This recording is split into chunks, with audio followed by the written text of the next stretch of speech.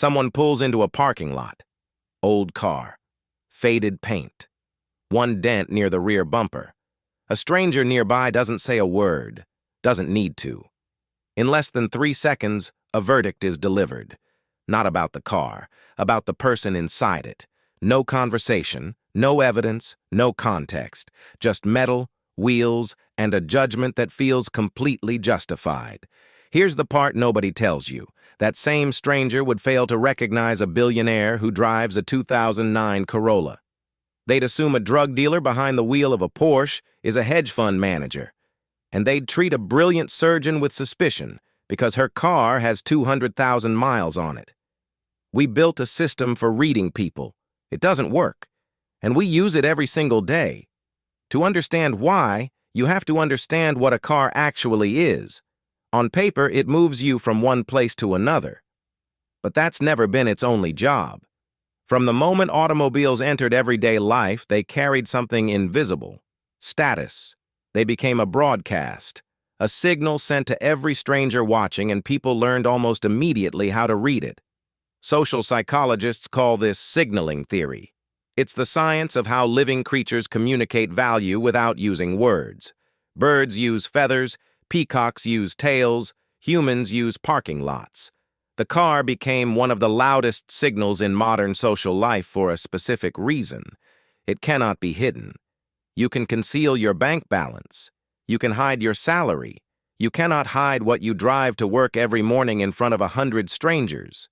Once something becomes visible, people feel entitled to interpret it, to evaluate it, to draw conclusions. The person driving the faded car isn't just driving, they're being read. But here's where it gets strange. The brain doing the reading, your brain, my brain, everyone's brain, is not doing something cruel or unusual. It's doing exactly what it was built to do: rapid social categorization, knowing quickly who has resources, who has power, who is worth forming alliances with. These were survival advantages for our ancestors on open savannas. The modern brain inherited that machinery. It just uses it in parking lots now. The problem is, speed has a cost. Fast judgments skip the part where context lives. The person in the old car might be someone who just paid off their house. They might be a surgeon who genuinely doesn't think about cars. They might have donated what they could have spent on a new vehicle to something that mattered more to them. The brain doesn't wait for any of that. It's already decided. And here is the part that most people find uncomfortable when they first hear it. The harshest car judges are usually not the most confident people in the room. They are the most anxious. Status anxiety, the persistent low-grade fear of being perceived as less than others, doesn't make people calmer about what other people drive. It makes them more reactive. Psychologist Leon Festinger's research in the 1950s demonstrated that when people lack objective ways to measure their own worth, they reach for social proxies, visible signals from people around them that help them calibrate where they stand. Cars are one of the most available proxies in modern daily life, which means the person most obsessed with what your car says about you is frequently someone quietly unsettled about what their own car says about them. There is also something psychologists call identity fusion, the process by which people merge their sense of self with their possessions. When someone buys a car that carries status, they're not just buying transportation. They're buying a version of themselves they want the world to see. That fusion has a side effect. When someone else drives something they consider inferior, it doesn't register as neutral. At a deep, irrational level, it feels like a threat to their own identity's value. The judgment was never about the car. The judgment was always about the judge.